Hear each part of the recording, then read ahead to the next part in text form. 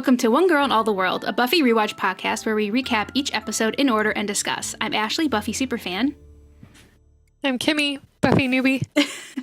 You can find us on iTunes and YouTube with new episodes every Tuesday.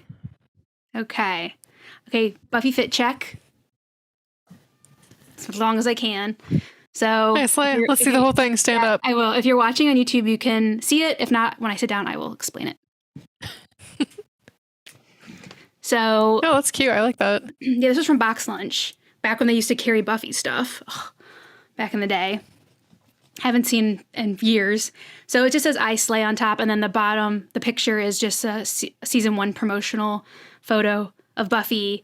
If you are familiar with the show, you know the picture where she's like kind of like peekaboo around the wall with her stake. That's the picture. And it just says I Slay. So there we go. I'm going to run out of shirts, and then I just have to just bring them back periodically. Or get new ones. Yeah, get new ones. I mean, they've, recycled throughout the years. People have bought me shirts, I've gotten shirts, and then obviously they go, for whatever reason, I don't have them anymore. So these are my current ones. So yeah. But if I get a new one, don't worry, I'll wear it on the next, whatever the next podcast is, it'll be worn. Okay, so I'm excited to talk about the harvest because the ball really gets rolling in this episode. It was very intense. It was intense. So the harvest is like the second part of the two-parter with Welcome to the Hellmouth. And so the air date was the same, March 10th, 1997, written again by Joss Whedon and directed by John T. Kretschmer. And I believe that's a different director than it was last time. So they did see it as two different episodes airing on the same night. And the synopsis is the same, but since this is a new episode, I will read it again. Picking up where the feature film left off, Buffy Summers and her mom moved to Sunnydale.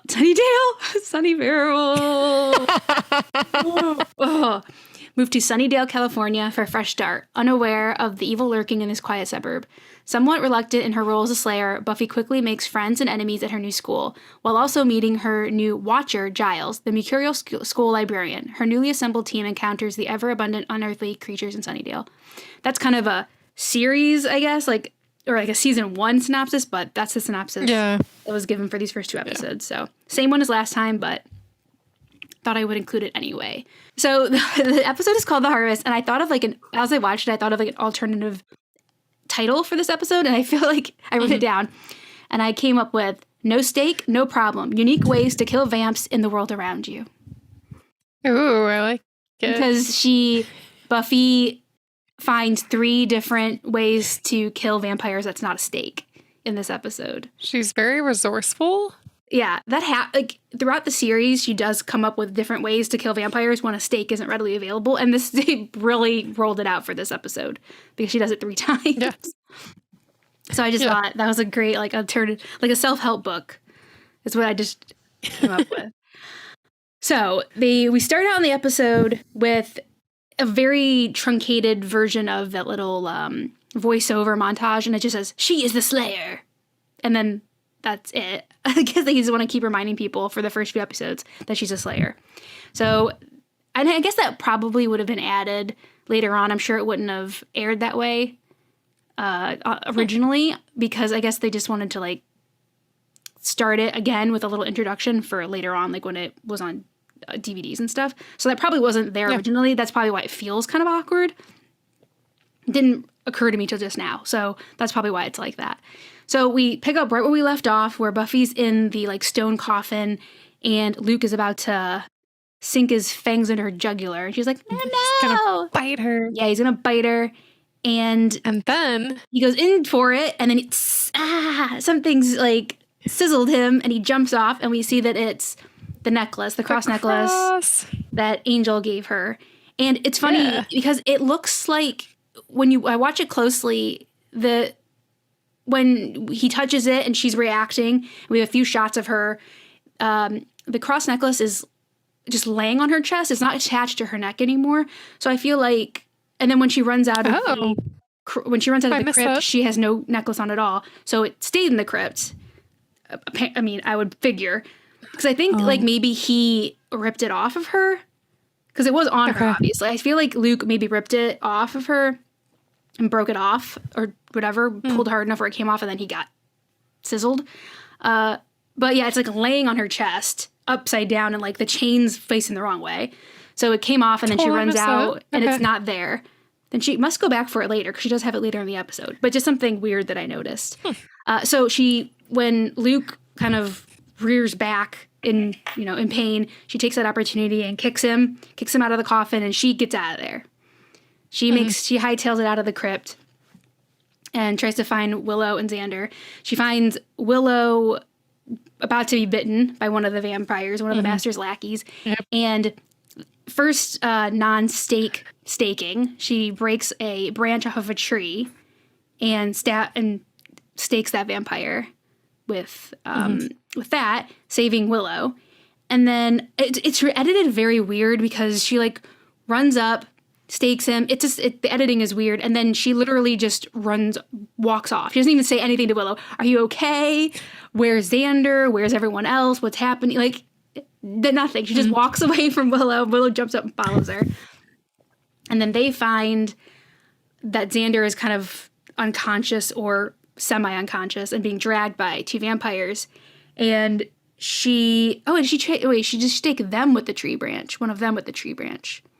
Yeah. I can't remember now. Yeah, I think it might have been one of those vamps that she stakes with the tree branch. But yeah, she makes do with what she has. She breaks off a tree branch and kills them. And obviously they're missing Jesse. So Xander says that Darla, he said the girl, Darla grabbed Jesse and took off. So everyone's safe and accounted for except for Jesse. And so he's been taken. So that's where we start off the episode. And then we go to our credits, which is the same, no changes.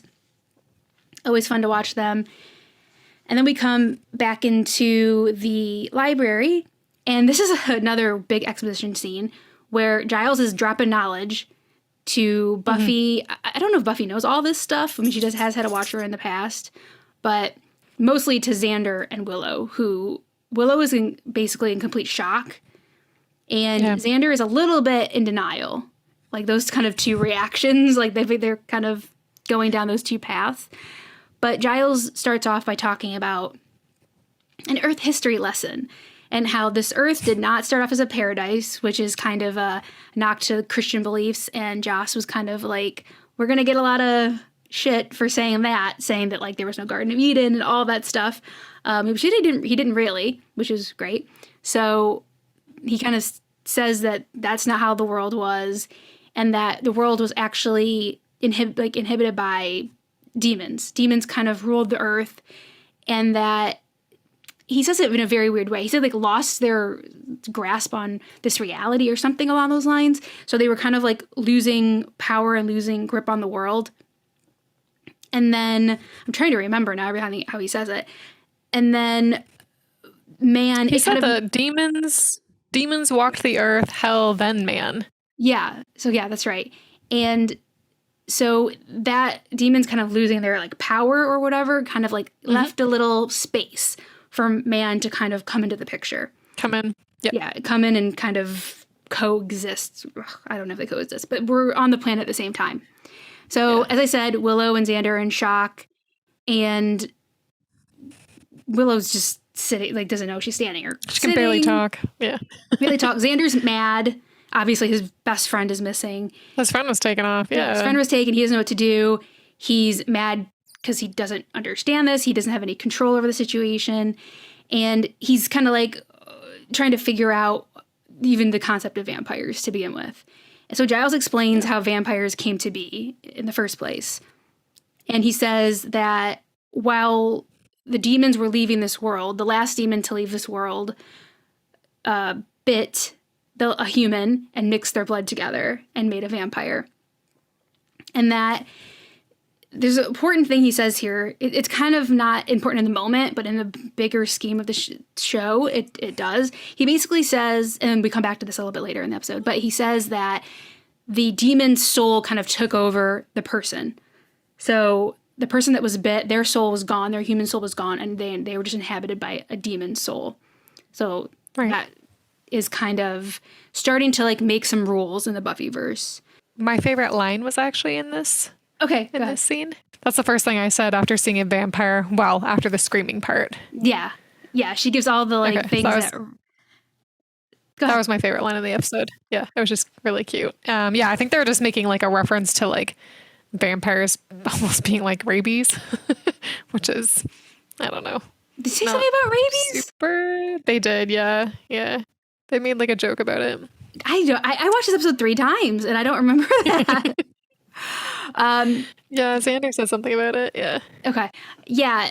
So Buffy kind of goes through all the things like, oh yeah, it's a trick of the light and all these things that she kind of thought when she first saw a vampire. So she can relate. She's been there when she's, trying to rationalize what she's seen. So she understands what they're going through. So we go to the lair after that, and Luke and Darla take Jesse to the master, and she says that his blood is pure. I don't know what that means. Does it mean he's like a virgin? Yeah, I know, that's what I was wondering too, actually. Is that like a virgin reference? I wasn't sure what that meant. I couldn't, what else would it be? Why would somebody's blood be I feel like in other movies, that's typically what the reference is for, but I'm not sure if that's what they were going for in this one. Okay. That's where my mind went as well. So we'll just say that Jesse is virgin. Okay. So the master is very mad that she's taken a taste of Jesse, but they have brought him here. They have brought him here scraps for the master to feed off of, basically. And he goes on to talk a little bit about his situation. He says he's been waiting down there essentially for 60. So I looked up what 60 is, and it's 60 years. Like 3 decades? 60 years. That's not 3 decades. Okay. Yeah. It's like so twice a score is 20 years. It's 20 years? Interesting. Okay. Yeah, okay. And actually later they do say 60 years later in the episode. So I missed that. Okay. Confirmed because I looked it up before I got that far. But okay. And something about the master, we never see him in human form because they didn't want to ever put him without vamp face because they wanted to make him like so ancient that he just never goes back to human form or human face. Okay. Interesting. And you'll notice that he is also way more vampire looking or bat looking than the other vampires because they wanted to make him like seem so old that he's actually digressed into this animalistic demon, basically. And that's, we don't really ever find out how old he is actually. No. But we meet some pretty old vampires on this show, and that's I don't think they really take that route again, but it's interesting. They made a reference about 1843, not from that as when he was from, but like that he was in that time period at least. So we know he's from at least then and even earlier than that. Yeah, and I think he was like super old then. Yeah. Is the feeling, right? He's ancient. The idea is that that was like 2 weeks ago for him, right? So yeah, he says that he's been stuck in this place of worship. So that's basically a church down there. We'll find out more about why that is later. And it's funny because I liked how they kind of went back and forth between the crypt and the library. I liked how they were doing like the back and forth. Yeah, they did do that a lot. They say there was a girl there, and Luke says she could be and then the master finishes a slayer. So it's funny because previous to this, Darla didn't seem to understand like what was going on when Buffy was really strong and Buffy was overpowering her and she was surprised. And so obviously Luke and the master know what a slayer is and they suspect that this girl could be one.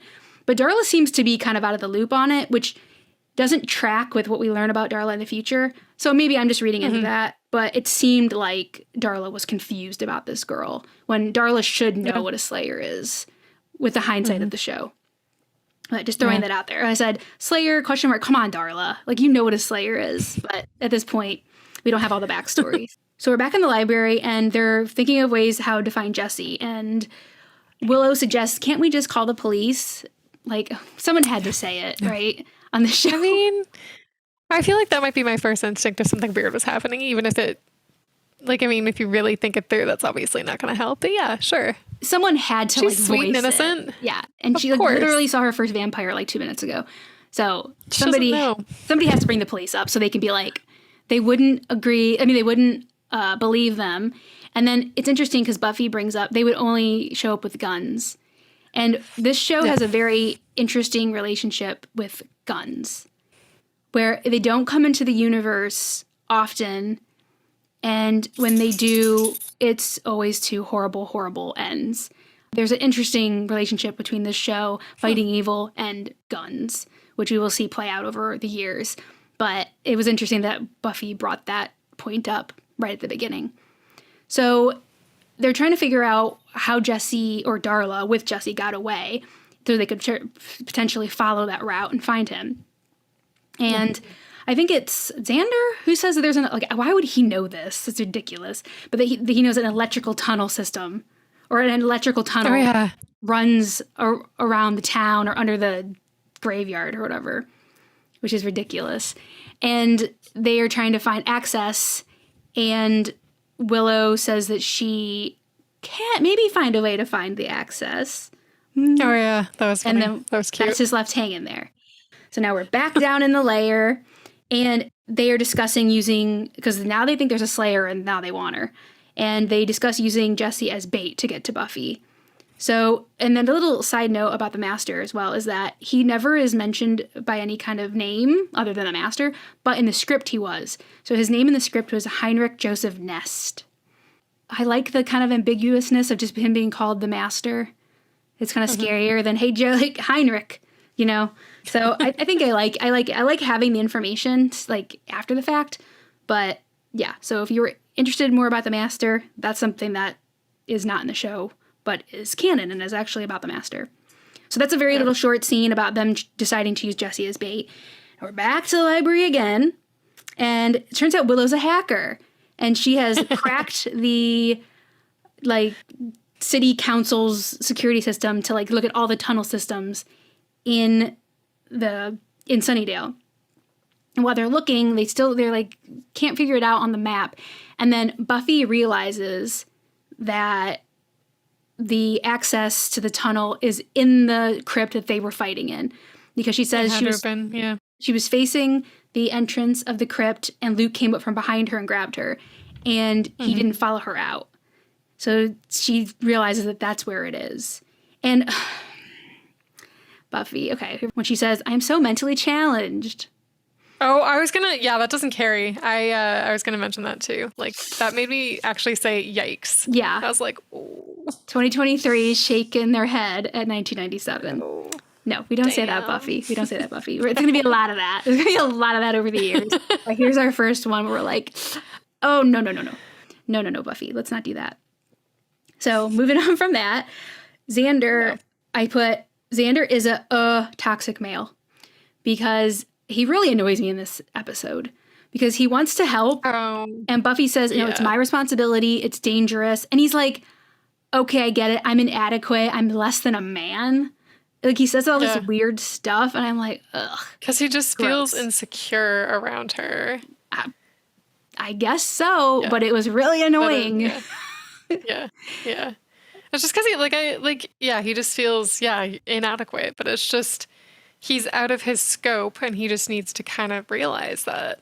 Yeah, and he doesn't. Willow also says, I know it's, Willow kind of it's like, hello, I realize what's going on. She's basically like, I can't go and fight these people with you, but I want to help. How can I help?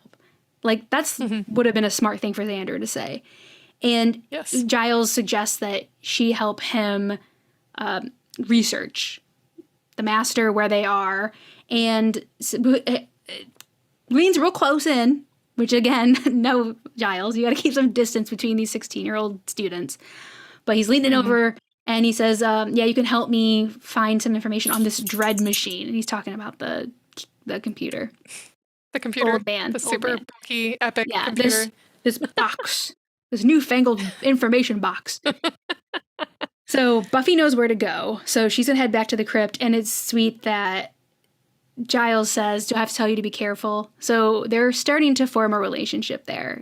They're getting their little bond on. They're starting to get their bond going. So we're at the school entrance, and Buffy is trying to leave to go to the crypt. And this is my favorite scene. She's trying to leave, and Principal Flutie catches her. And he's like, oh, no, you can't leave school grounds during the day. She's going running a errand for Giles. And and he's like, well, that may be how they do it in Britain. And he says something weird. He says they have the royal family and all kinds of problems.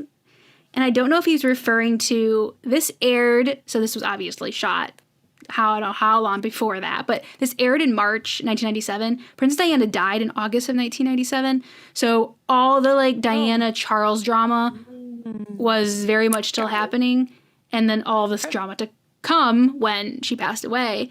So I don't know if he is referencing Diana Charles drama. Yeah, maybe. Interesting. Because it was that time. Okay. All that stuff was still happening. So. Because I was like, that's weird. Reference. I didn't catch that. Yeah, so I looked it up, and I was like, when did Princess Diana die? Yeah, and this is a few months. It was like 5 months after this aired. So I just thought, that's probably what he's talking about. So he locks the fence up and says, good girl, like, go off to your class. I like Buffy with her feet on the ground, which is a perfect thing to say. A sensible girl with feet on the ground. Yeah, and then she hops the fence, which I thought it was so cute. Yeah, then she just jumps up in the air and lands on the other side and just keeps walking. I just thought that I liked that because it was just like how he said, with her feet on the ground, and she's like, yeah, and then just hops over the fence. I just thought that was cute. It was a great setup. I enjoyed it. Yeah. Okay. So still in school, Willow and Xander are walking through the hallway, and they're kind of brainstorming search terms, is what I understand. Like what I kind of got from that. They're brainstorming search terms, and the early internet kind of terminology they use is really funny. I think she says, I'll put it in the computer search. Like, I know Google wasn't a thing. There's no Google yet. That's right. Yeah, I don't think Google was around in 1997, even if it was in its infancy. So nobody was using it. Yeah, so like you didn't Nobody was even aware of it. Like what would have said? That's what you would have said, but it's just so funny now looking back that she would say, "I'll put that in the computer search." Computer search. Yeah. And you can see that they are like adjusting to this new knowledge that they have, and Xander is distracted. She's trying to engage him in helping with the research and everything, and he's obviously just kind of phoning it in. And she's like, she knows something's up with him because he's like, okay, we have to get to class, or you have to get to class. She's like, we need to get to class. And he's like, yeah, of course. She's like, Buffy can handle this. Yeah, she can. I think she can. And then, he's kind of halfway not there. So he's up to something. Being annoying is what he's up to.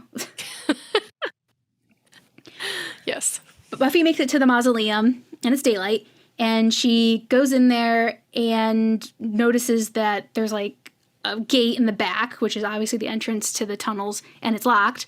And she feels that someone's in there with her, and it's Angel. He's hanging out in the dark, waiting for her to come around. Not creepy at all. Not creepy at all. That's exactly what I was just going to say. And he's even like, oh, I knew you'd find this sooner or later. I thought it'd be sooner. But so you're just hanging out there all day until she shows up. Waiting for her. And he wants to give her information to help her while being super cryptic. But it's weird. I don't know. They're still trying to make him very mysterious and stuff. So I guess he has to be super vague, but it annoys her. Mm-hmm. But she does ask what his name is, and he says Angel. So we do actually have his name now. And she says, pretty name. So he says, I wouldn't go in there if I were you. Especially he's basically saying, I wouldn't risk yourself because tonight you need to be there to stop the harvest, basically. And she says, there's someone that's a friend down there, and I need to go down and get them. He has the very nice awkward moment where she asks, you know what like having a friend is like, right? And he kind of like looks away, and she's like, oh, okay. Didn't expect that. So he tells her... She says the word, I didn't think it was going to be a stumper, which, again, such cute wording. Yeah. And he tells her, okay, basically, if you're going down there, head this way, and this is where you'll probably find them. So he helps her out. And then she says, aren't you going to tell me good luck? And he just stares at her, and then she just kicks down the gate with the key, with the lock on it, and goes through. And then he kind of whispers, good luck. So, I wonder what happened with that. Let's see. There's some chemistry going on. She's down in the tunnel, and I love this part because she has a rat run over her foot, but doesn't react. Because I feel like usually you'd think that she would be like, there's a rat running over my foot. And she doesn't even flinch. And I just really liked that. Yeah. And then so she's creeping through the tunnels looking for, where she's supposed to go. And in my notes, I say, Dum Dum Xander shows up. And he startles her.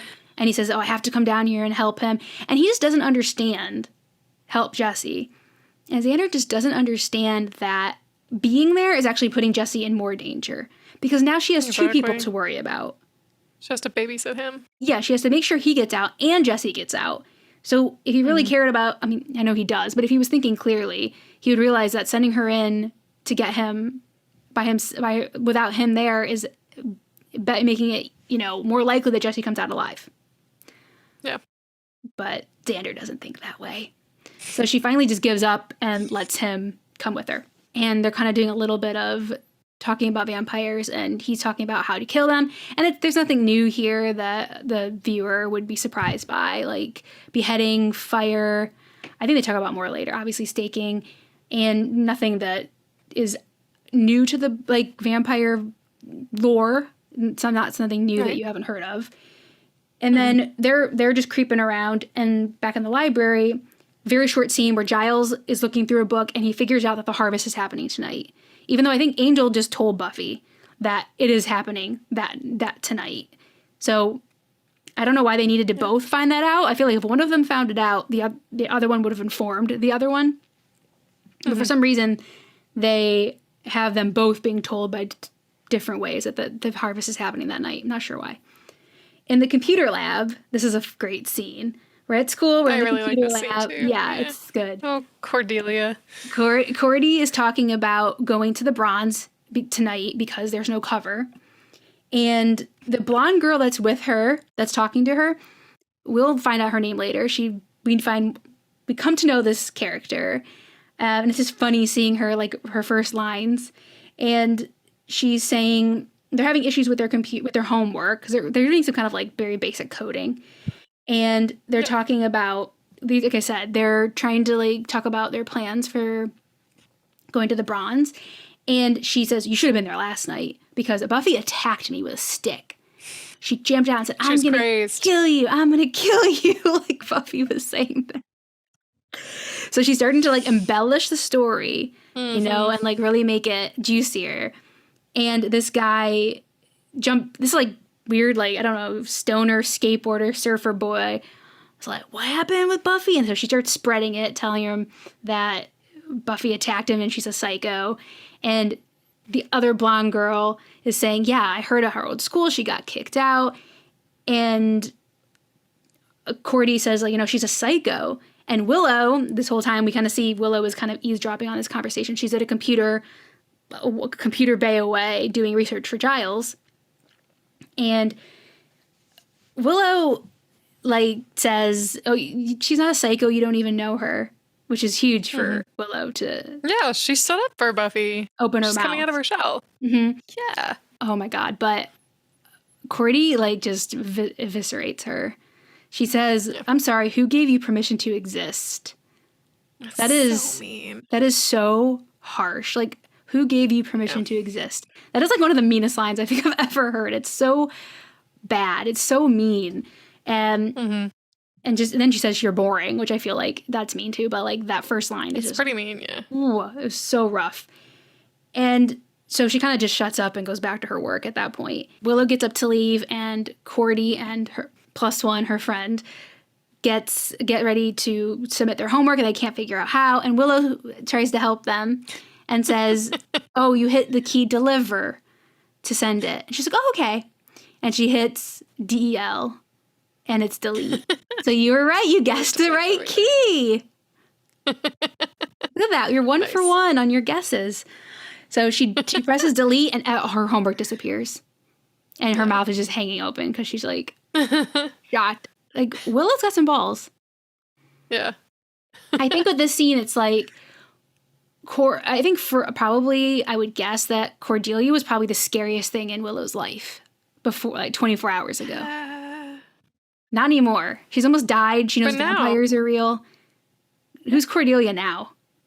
There are bigger things in the world. Yeah. So I think that's the turning point for her to start saying something like that. Yeah. Because the Cordelia now is nothing. Buffy and Xander are making progress in the tunnels, and they come across Jesse chained up by the leg on the ground. And he jumps up, and he's ready to, like, hit somebody with a stick or something. And he realizes it's them. And he's like, oh, we got to get out of here. Buffy breaks him out of the chains. And they immediately try to get out of it. They immediately move out, trying to get out of the tunnels. And they immediately are met by vampires lurking at every turn. The eyes in the darkness were so creepy, genuinely creepy. Yeah, they were very cute, creepy. Like, I don't get creeped out by Buffy a lot. There are episodes and moments that are very creepy, but this is one of them. Like, one was creepy, when you just see their eyes reflecting like animals in the darkness, that was really creepy. Yeah. So every time they try to leave, they're blocked, and Jesse's like, okay, maybe this way we can get out. And he leads them to what seems like a dead end. And they're like, oh no, what are we going to do? And Jesse says, you can die. And he is a vampire. He's been turned. That's so disheartening. Yeah. And I liked that the vampires had talked about using him for bait, but you can still kill him and use him for bait too. So I think they wanted you to think that they would keep him alive to use him as bait, but he can still be used as bait as a vampire, and he's in on it. Yep. Instead of just being a victim. So Jesse has been turned, and it's really sad for Xander. Xander's like heartbroken in that moment and trying to reason with him and try to still find his friend, which is sad. And it's really interesting because I think Jesse says you are something along the lines of, you are just a shadow to me, or you're nothing but a shadow to me now, which I was like, ooh, that's a good line. Like, Jesse's moved on to like almost like a different plane. It's a very sad scene for Xander, and Buffy immediately is like, oh shit. And she just tries closing the door. They kind of came into like a round end area, dead end with a big metal door. And she's like, well, that's happened. So now I just have to try to get us out of here. She accepts it immediately. She accepts it quickly. Yeah, and tries to close the door while Xander and Jesse are talking, while he's trying to get to Jesse inside somewhere. And he forgets that he has his cross. So Buffy's like, don't forget to protect yourself and with your cross. And when Xander uses that, it breaks his concentration for a second, and Buffy grabs Jesse and throws him into the hall and kind of like bowling ball pins him into the other vampires, and they all fall over. She's trying to close this door to keep the vampires out, and Xander helps her, and they manage to close the door, and they're kind of trapped, they think. And there's a little like grate, a little like area on the top, so Buffy jumps up there and is trying to pull it down. And I thought it was interesting that they showed her trying to like bend this metal and everything, and then the vampires are bending the metal of the door at the same time. So there's like super strength. Symmetry. Like these superhuman, I guess Buffy's, so superhuman or supernatural, strong forces are like bending metal at the same time. They crawl and exit through a small tunnel, and they come out through it's like a power station or something like that they come out of, and it's daylight. So Xander gets out first, and he's helping Buffy get out, and a vampire grabs her foot, and he's trying to pull her back into the tunnel. And obviously she pulls out far enough where the sunlight hits his hand, and he goes back in.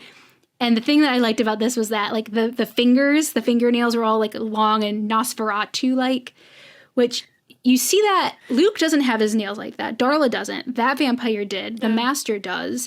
So I think it's something that they played around with in the early days, about having those like long like nails. And talons almost. Claws, talons. And we really don't see that again until season 7 with a very special vampire. And so I think that they maybe were played with that and then saved it for, it comes back in season 7. But that reminded me of, those nails reminded me of a certain vampire in season 7. In the lair, the vampires report to the Master that Buffy got away, and he's unbothered mainly. He's like, oh, well, I'll kill her myself later. But I put kills ? and I guess they said his name was Colin, the vampire lackey that comes to like report to him and says that Luke is ready to like start the process of the harvest. But Colin's going to pay the price for Buffy getting away. And he says he basically stabs him in the eye with his claw, which wouldn't kill a vampire. But he doesn't scream either. So I think it's supposed to imply that he killed him, but sticking your claw into this guy's eye isn't going to kill him. So. But does it, because he's the master or something, maybe? I don't know. Because like even if you like shot a vampire in the head, they shouldn't kill them. So yeah, I don't know. Maybe I feel like he would have screamed, but I don't know. Just one of those question marks that I'll probably never know the answer to. But it was notable to me that happened. In the library, Willow, all that stuff that Willow was looking up in the computer lab, she brings into the library and tells Giles, this is the 1837 you were mentioning, where there was a earthquake in 1837, but previous to that, there was a whole lot of like, looks like vampire-related murders and thinks that they're related. Yeah, it's just one of the pieces of like the puzzle that they're putting together with Giles and Willow are putting together. So we get that little piece of information. In the layer, I put Luke's arms, question mark, exclamation point, question mark, exclamation point. He's ripped. His arms are like super delightful. And he is ready to become the master's vessel so that Luke can go out into the world and feed on people, and it will power and strengthen the master. So he's going to be a vessel. Mm-hmm. And they're in the commentary so to do this, Luke has to drink the master's blood, and he drinks out of his wrist. Mm-hmm. And Joss Whedon kind of apologizes for that very short shot where it could look like Luke is pleasuring the master. Because he's kneeled in front of him. He's kneeled down in front of him, and he's like, that was not intentional, but people pointed that out. I didn't notice that at all. Wow, okay. Yeah. It's pretty quick, but I was like, oh, okay, yeah. Now that once I've seen it, I can't unsee it. You know what I'm saying? So Luke is now the vessel in more ways than one, apparently. And nice. He basically draws carves more likely, carves the symbol into Luke's forehead. And now he's going to be the vessel. He's ready to go. In the library again, this is just basically layer library episode, which just bounce back and forth basically the whole time. Yeah, Xander, I like it though. Yeah, Xander and Buffy come back, and they all have news. The news from Willow and Giles. Well, actually, we'll start with Buffy and Xander. They say that they were too late, and Jesse's worse than dead. They never actually say that he was turned, but it's implied. But it's so new for like Willow and stuff. I feel like maybe they needed to say it, but they don't. She said it's worse than if they found him dead. And then what Giles and Willow have to share is that they've discovered what's going on with the Master and his kind of like some of his backstory.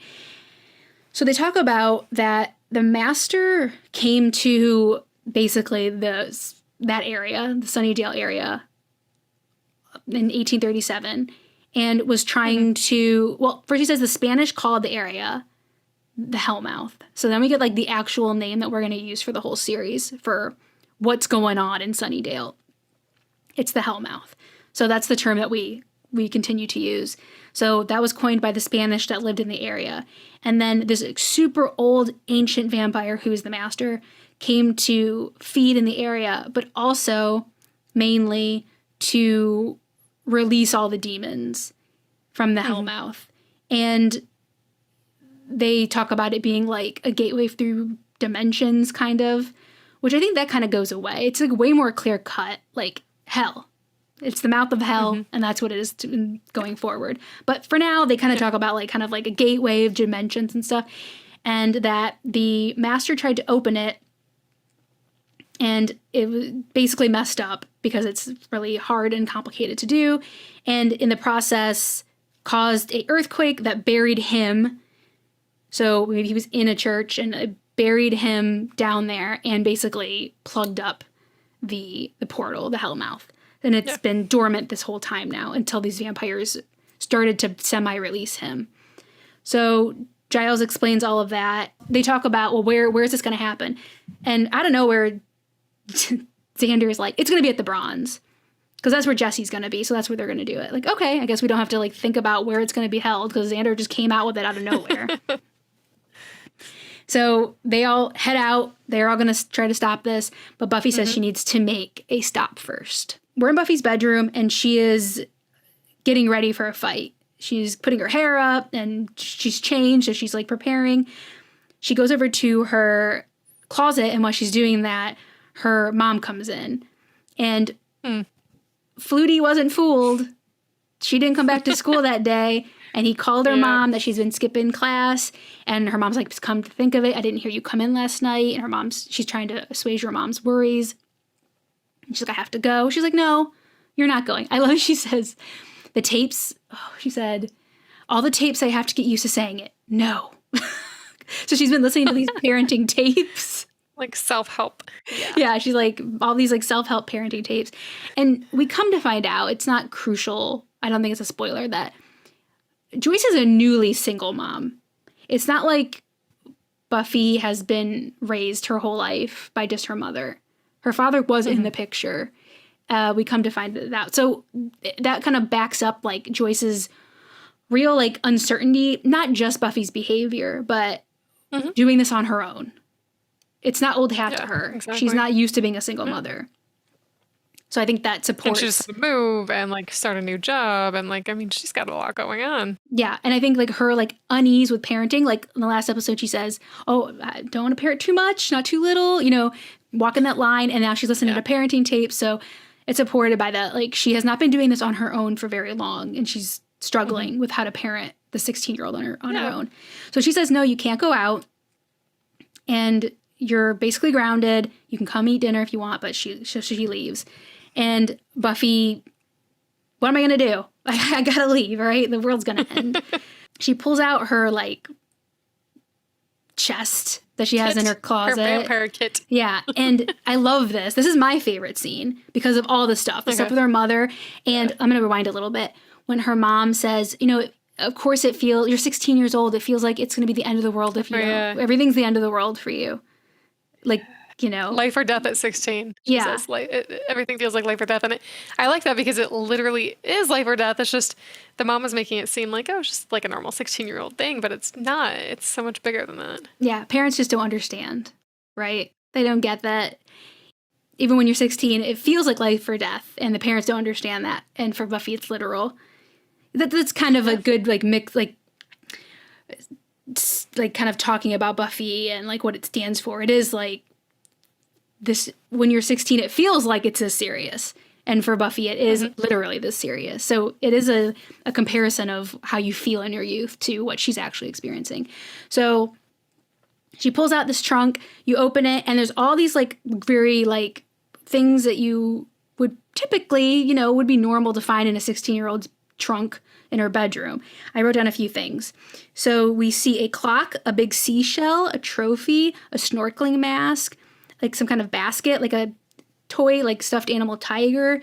And it looks like one of those like weird, I don't know if like you ever, like your grandparents or somebody had these on the wall. They were like weird like masks that hung on the wall. Kind of like jester masks. Yep. Like it was like, what looked like one of those. It was like white, so I couldn't really see a lot of detail. But those are in her top kind of covering of it. And she takes that out, and then she moves that over. Then she has her like vampire kit. So she's got holy water, stakes. It looks like she has communion wafers. Oh, I missed that. There's like on the left, there's like a big glass with like, looks like communion wafers. What is she going to do with those? I've never heard of those having any effect on vampires. Like the wine that you would drink doesn't seem to do anything. Holy water, I can see. But like the wine and wafers, I've never heard of anything. We never see those on the show again. They never play a role. But it looks like she has communion wafers in there. Let me know if you have some insider information on this, or you have a perspective on this that I'm just not seeing. Because I feel like people were like, oh yeah, it's like a lot of religious things, crosses and the holy water. So let's put some communion wafers in there. But why? I have to know. It's so random. I loved it. So this was like a visual metaphor for youth, like feeling everything's like things that your parents can't understand, the seriousness of your life, and all, like, obviously Buffy's dual identity and trying to hide her identity, obviously. We're at the Bronze, and so it is the night of the harvest, and Cordy is sitting up with her lackeys, talking about senior boys and just talking and not letting anybody get a word in edgewise, and says, oh, I love this song. So she heads down to the dance floor. And so then when we get down to like the main floor of the Bronze, and Jesse is there looking normal and looking good. It's interesting when this is a common theme on Buffy, that when people turn, especially people that are dorky or however you want to say, not appealing to people, that the object of their affection, basically, that they have this sex appeal once they turn. Yep. Once they turn, they have the sex appeal. And so she's dancing, and Jesse is watching her walking through the crowd. And this is so similar to a scene we will see in season 2 with a different girl and a different vampire. And I had forgotten that scene is very, like, that one I would think of first when I would think of this, but I forgot that this scene happened with Jesse and Cordy, and it's almost identical. Even the feel of it, where it's like Jesse is hunting her, but it's highly sexual as well. Like he wants to kill her and do her at the same time. Like the hunting and like with vampires, like the biting is almost like having sex with someone. It's like, a sexual thing. Yeah, definitely. So all that stuff is mixed up in him watching her dance. She's rejected him multiple times, so there's a revenge aspect. He needs to come over. Exactly, he needs to overcome that, and so he definitely is hunting her essentially. Outside, we see Darla and Co pull up, and we see the like bouncer / doorman, whatever, counting money. Cordelia said there was no cover, so she was wrong. Oh, interesting. Or it was a goof. Good catch. A goof, or she was just mistaken. So he's counting money, and they're walking up into the background. She's just like twirling around, and it's kind of a funny scene. She turns to Jesse, and Jesse transitions into his vamp face, and Cordy is like, ah! Luke and Darla and all of them come in. They block all the doors, and Luke takes that bouncer guy up on the... Well, first of all, he kind of makes a little announcement saying there's no reason for alarm because it won't matter. You're all going to die tonight, so there's no point in getting upset about it. There's no point in getting upset about it. Like, just stay calm, and it'll be over. So he starts with the bouncer, and that bouncer is huge. That dude is huge. Yeah, he's a big guy. He doesn't even try to fight back. Yeah. He just says, "What's wrong with your faces?" He's just in shock. I guess so, because he just is like, okay.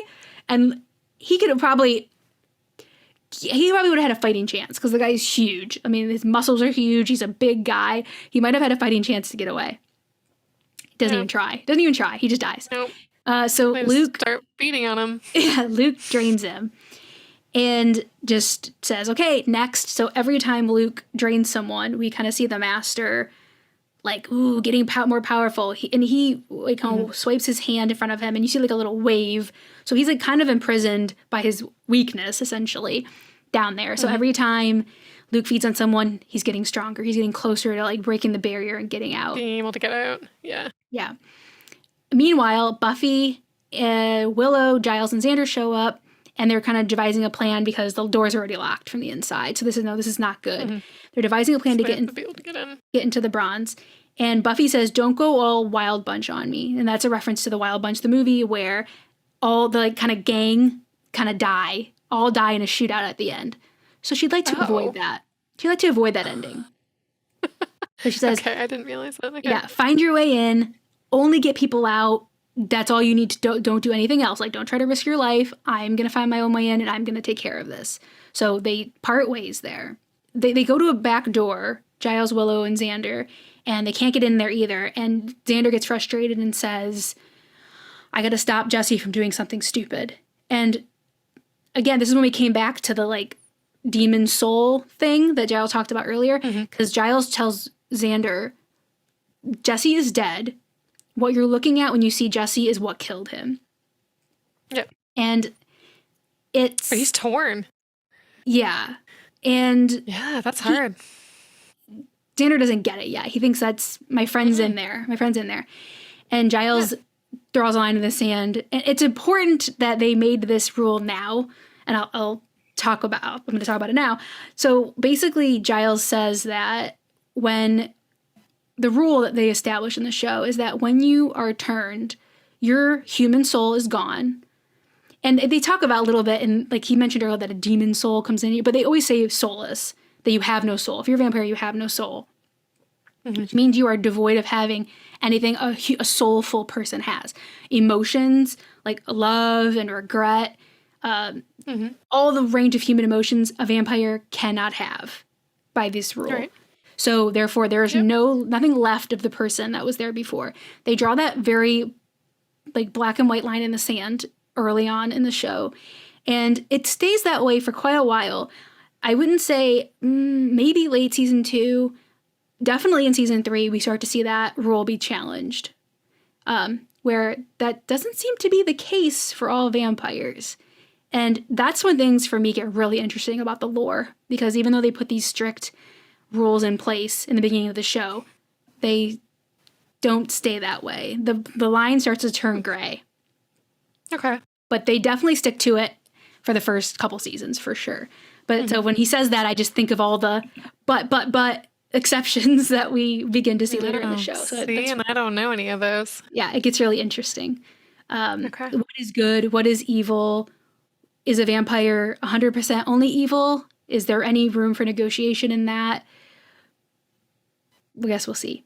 As I said, Luke continues to drain people, and the master continues to gain strength. And it's funny when Buffy finally gets in from like, I don't know, up in the balcony. She looks over and there's the vampire manning the light. He's the lighting guy. Like, okay, my part in this plan is to make Luke look fabulous.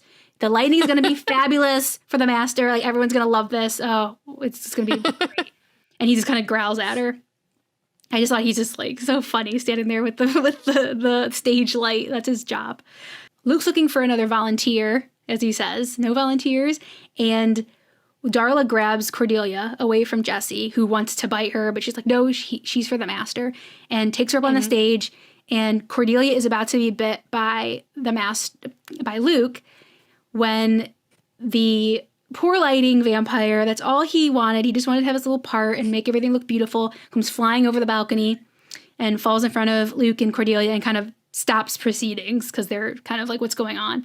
Buffy jumps down onto the pool table and picks up a pool cue, and second inventive way to stake a vampire, stakes the vampire, and he kind of just, we don't see him, he's off screen, but we see it kind of go into him, and then the cue kind of goes up out of shot. And every time we see a vampire, in this episode, every time we see a vampire staked off camera, we don't get the sound effect that you always get. So just like listen next time that a vampire is staked, there's a sound effect that goes along with it. And they didn't do it. If it was off screen in this episode, they didn't do the sound effect. For the other two dustings that happen coming, you do get it. So I don't know. Maybe they were just trying to. I don't know. It didn't really save money, but anyway, that's something that you can always count on, is getting that sound effect when somebody's dusted. But we didn't get it for those two vampires. Interesting. Xander, Willow, and Giles start getting people out the back door, and they're trying to keep, be quiet, but they don't stay hidden for long. Xander gets grabbed by a vampire. Buffy notices, and another inventive way to kill a vampire, grabs a symbol from the stage and throws it. And we kind of ride the symbol across the bronze, and it beheads the vampire. Yeah. And it's great. Xander, of course, says, "Heads up." So cheesy. Xander. Okay.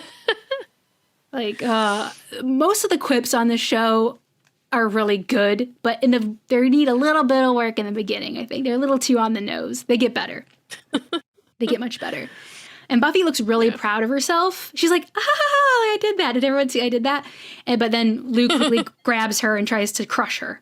So he's crushing her. He's got her like in like a bear hug, but opposite. She's facing the other way.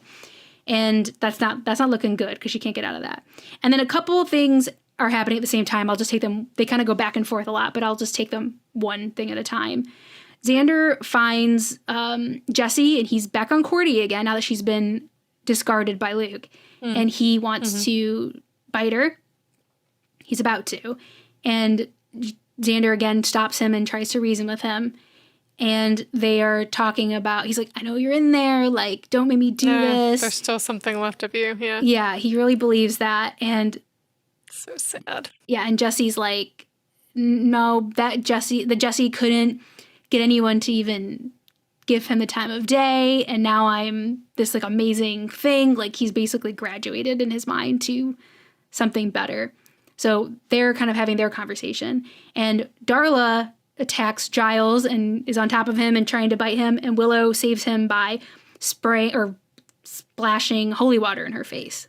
Yeah, I thought that was creative too. Where do you go, Willow? She's really coming in on her own in this episode. Yeah, she is. And Darla's like, there's smoke everywhere. Yeah. And she just runs out the door. Dramatic. She just runs out the door screaming. It was ridiculous. Yeah. Jesse and Xander are talking again. We go back to them. And again, they're just going back and forth about how Xander's trying to get to him. And Jesse's like, there's no one here to get to, basically. And Xander is holding the stake like almost at Jesse's neck. That's not the heart, but dude. He can't do it. He's holding it there. Oh, yeah, yeah. And then someone running out of the bronze runs into Jesse, and Jesse impales himself on the stake, even though it's not his heart. We'll just episode 2. We'll just let that go. Would not have killed Jesse because it was not where his heart is. But Jesse is staked and is dusted. And for some reason, the stake also dusts because Xander is holding nothing. When Jesse goes away, there's nothing in Xander's hand. Nothing. That doesn't happen. That never that's weird too. The stake always the thing always stays there, whatever you kill them with. So goof, I guess. I guess that was just a goof. So this whole time, the Luke has been basically suffocating Buffy, and she kind of like loses consciousness, we think, and then she surprises him and headbutts him and gets out of that. But then they're just kind of going at it, and she's trying to stop him, and she picks up probably the stand that the symbol was on. So it's one of the stands from the drum kit, and he's like, "Metal can't kill me." It's like a little quip between the two of them, but I can't remember how it was worded exactly. And she throws the stand into a window behind him, it's glass. It's not see-through window, but it's glass, and like the street light comes in and illuminates Buffy, and she basically tricks him to thinking that it's the sunlight. He's obviously lost track of time, and he's like, thinking he's gonna get all burnt up. She says it's in 6 hours. Like, oh, dude, it's not even close to sunrise. And it's probably 9 p.m. or something stupid like that. Yeah, and exactly. while he's distracted and thinking he's going to get burned up, she grabs a stake and stakes him. And he slowly goes off of the stage and then is dusted. And when that happens, the master is all mad. And he's like, no, because he can feel that his vessel has been killed. His vessel's gone. His vessel's gone. And now he's stuck down there. And that's it. For now, he's stuck down there. Yeah. So the group reconvenes near the stage. Apparently, the dead bodies have just disappeared of the people that were murdered. Because at least 3 people? We know at least 2 people were murdered and their bodies are gone. That would just be inconvenient to clean that up. So they're just gone. Okay. The show just erased them. They're not there anymore. Blood, bodies gone. They gonna reconvene and are a little bit shocked. This is their first battle together. And the rest of the vampires kind of, Buffy has her like hero shot, and the vampires see her standing there and take off. They run out into the alley, They run down the alley, and Angel's hanging out back there doing nothing. And he's like, oh, she did it. And he's like so shocked. It's like, thanks for I'll be nothing. damned. Thanks for nothing, Angel. Yeah, right? You just showed up to see if it would matter. Like, if it would work. See if she could do it. Yeah. Yep. Like, if the world ended, he would be screwed too. So I don't know why he's not really lifting a finger. He's just giving her cryptic messages. I'm not down for this, Angel. Come on. So he's surprised. It was a good ending. We're at school, and we hear Cordelia talking about, she's talking about the night before, and she's like, I think it was rival gangs. Yep. That was funny. Yeah. Yeah. And so totally rationalizing what she's seen and what she's experienced. Of course. And which makes sense. Yeah, it's really important, that little part, because as the years go on, you're like, how do people in Sunnydale not know what's happening? And they immediately, I'm glad they addressed this right off the bat, that when Xander and Buffy overhear Cordelia saying this, they're just like, Xander's shocked that she's not understanding what she saw or admitting what she saw. And Buffy's like, yeah, I've seen it before. Like, people will rationalize. And they meet up with Willow and Giles, and they're walking down a path. And Giles comes in to say, people will rationalize what I can't remember his line. But basically, if you can't rationalize it, you'll forget about it. But if you can, like, you'll anything you can't forget about, you'll rationalize. And that's kind of how this town and the normal people of Sunnydale deal with the Hellmouth and stuff. So they're all walking. This is my favorite scene because Scoobies have assembled. The core group of the Scooby gang has assembled now. And this is going to be our core group for many, many years. And they are talking about what's to come, what things that they could face next. And they're like, oh no, there's going to be a next time. There's going to be many, many, many, many next times. That's for these poor people. Yeah. And they talk about, Giles seems a little bit excited about what could happen. And Buffy's talking about the ways that she's going to try to creatively get kicked out of school. And my favorite line is also in this scene, though, where at the end, the kids walk off and Giles says, the earth is doomed. Basically, if it's in the hands of these kids, that the earth is doomed. And that's the end of the episode. Yeah. So we talked about our favorite scene. Yours, remind me what yours was? Mine was Buffy and her mom in her bedroom. Mine was even though like I'm not a huge fan of the principal, it's the principal one where he's like a sensible girl with feet on the ground and then she hops the fence, just because like I like I can't think of what the word is, but like just how he says feet on the ground and then she hops and they make a point of like showing her feet on the ground on the other side of the fence. I really liked that. Yeah, that was clever. Just cute. Yeah, I liked that. Yeah. That's right. So that was your favorite scene. Mine was Buffy and her mom. Yeah. And the tapes telling me I have to get used to saying no. My favorite line is, the world is doomed. What was yours again? Remind me. Mine was the thing how like Xander's in disbelief about the vampires, and I'm pretty sure he makes some sort of comment about rabies, and she's like, yeah, that's the first thing I said after seeing a vampire too. Well, after all the screaming part. That's right. That's right. Really, yes. Thanks for reminding. Thanks for after the screaming part. Yeah, that's right. That's a good line too. Cute. Okay, so our steak rating. Do you want to go first? I went first last time. No, I like having you go first. Okay. Oh, did you? Okay. Okay. I can go first. 5 steaks, right? Yeah, I can go first if you want. Mm-hmm. I'm going to give it a solid 3.5. Okay. Yeah. What's your thinking behind that? So it's funny because I remember in the first episode you mentioned how the CGI gets better in the later episodes, and in the first episode it didn't bug me, but this episode, I don't know. I thought some of the CGI was just kind of like, I don't know. I liked the character development with Willow, but I didn't like the character development with Xander. Mm-hmm. Yeah, Xander. So that kind of like took it back for me a bit, and I have a feeling they're going to develop him more. But yeah, this episode I was just kind of like, ugh, wasn't a huge fan. Xander, not great in this episode. No, wasn't a fan. Like Willow was solid. I really liked that, but yeah, Xander that was disappointing a little bit. He's got a lot of growing up to do for sure. So I gave it 4 out of 5 steaks. And I think the reasons were like, I love to see the core group is established now which is such an important family in the show, the four of them. People come in and out of this family, but the four of them, and they come to blows as well in serious ways throughout the show. But this is like the core group. And I'm just so happy to see them together finally. After 2 whole episodes, I had to wait. So, like, yeah, I love seeing them come together. Yeah.